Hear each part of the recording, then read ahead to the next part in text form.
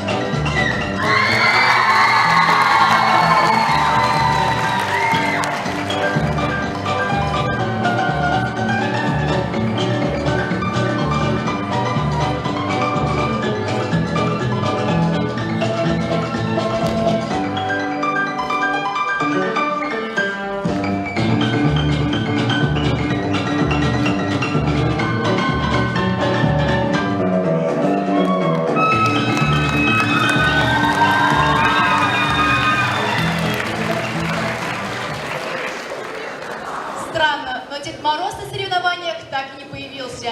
Хотя, зная его способности, он бы точно всех выиграл.